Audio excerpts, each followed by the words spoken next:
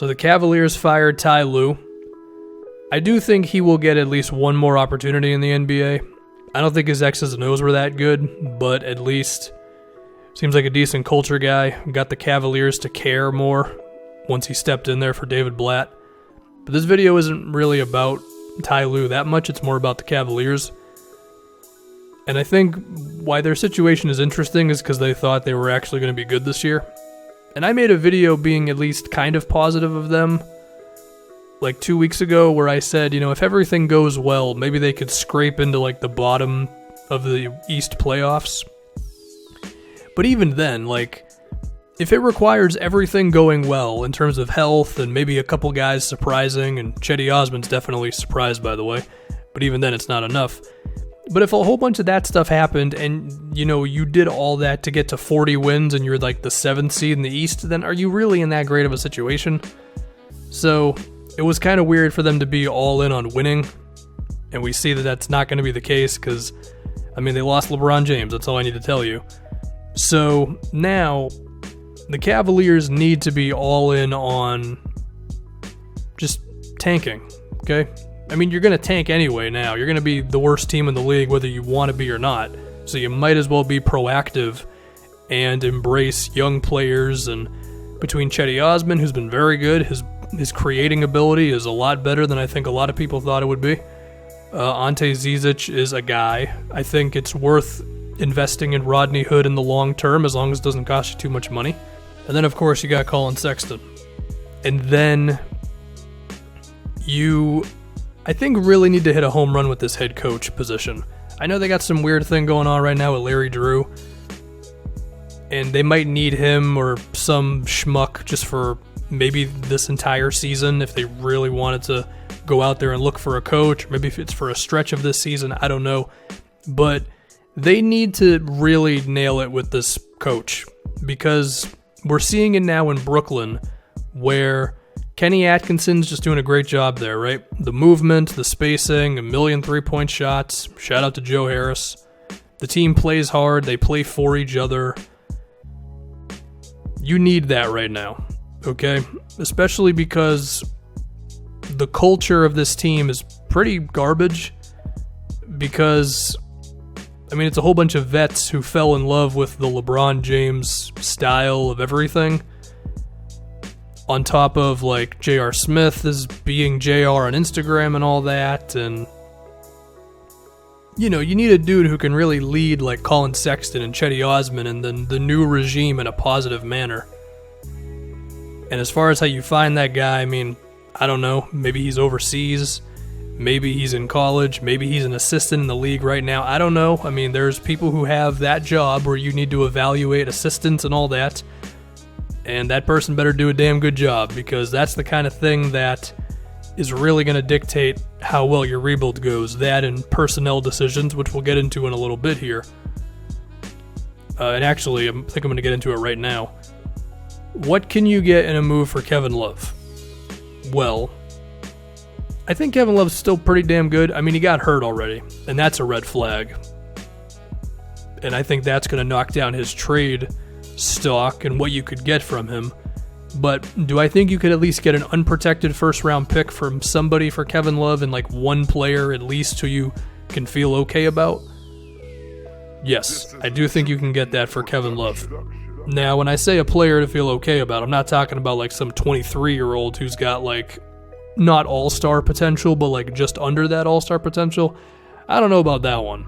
But can you get at least one or two solid dudes? Yeah, I could see it happening. Now anyway, the next question is, what team would actually want to trade for Love? Because while his contract is not a max, it's still pretty high. It's hovering around $30 million for the next 4 or 5 seasons. I already mentioned the injury. He's going to be 34 years old towards the tail end of that thing. And Kevin Love, not exactly the most athletic dude in the world. And sure, I think in some instances that would give you a little more ease because you'll be oh, okay, he's not an athlete anyway. He knows how to play without jumping high. That's true, but he's already hanging on by a thread defensively. And if he loses another step, then he could become a defensive disaster for you.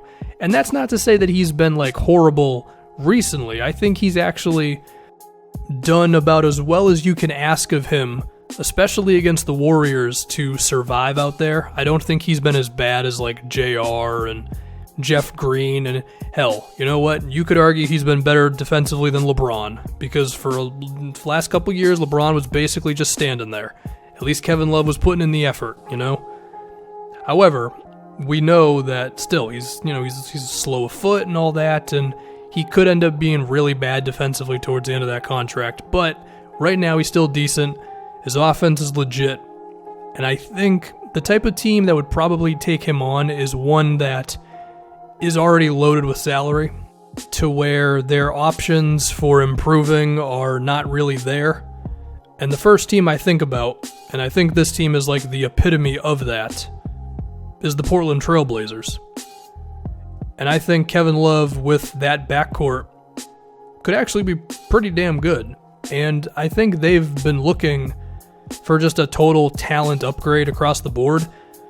As far as how that move would actually happen, I mean, you know, there are some young dudes between Caleb Swanigan, Anthony Simmons, Wade Baldwin, Jake Layman, Gary Trent. You're trying to hold on to Zach Collins for as long as you can here, but they've still got a decent amount of assets, mainly because they have all of their first-round picks until 2025, so maybe it's an unprotected, this year, a protected one in the future, maybe a couple of seconds thrown in there.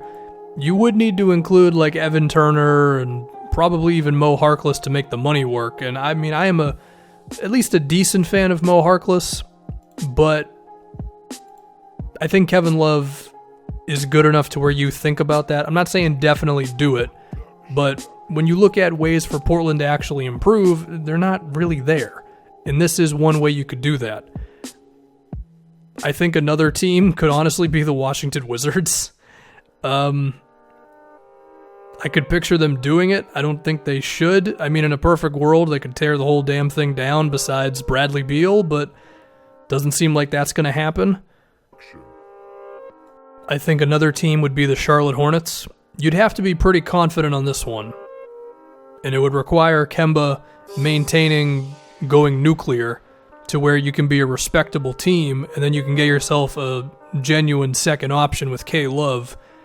And this team, you know, similar, their salary situation, it's not the best, although it actually gets a lot better after 2020. But, you know, if you want to win and Kemba stays, then I think you can perhaps talk yourself into Kevin Love a little bit more. So yeah, teams like that. But again, the Cavaliers have to actually be down for trading Kevin Love, which I think they should.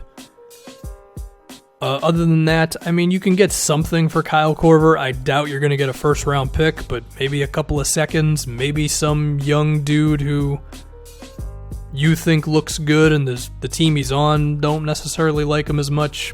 I would really like to see Kyle Korver on the Grizzlies, so he can be what they've been asking Chandler Parsons to be for the last 3 years, however long it's been.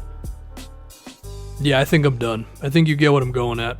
Young dudes, trade assets, good coach, lose a lot of games, high draft picks, that whole shtick. Stop thinking you're good, because you're not good. And J.R. Smith and George Hill's contracts are non-guaranteed after this season, so the Cavaliers' money situation is actually not as bad as it looks when you initially take a glance at it. Shout out to Chetty Osman, and I'm out of here.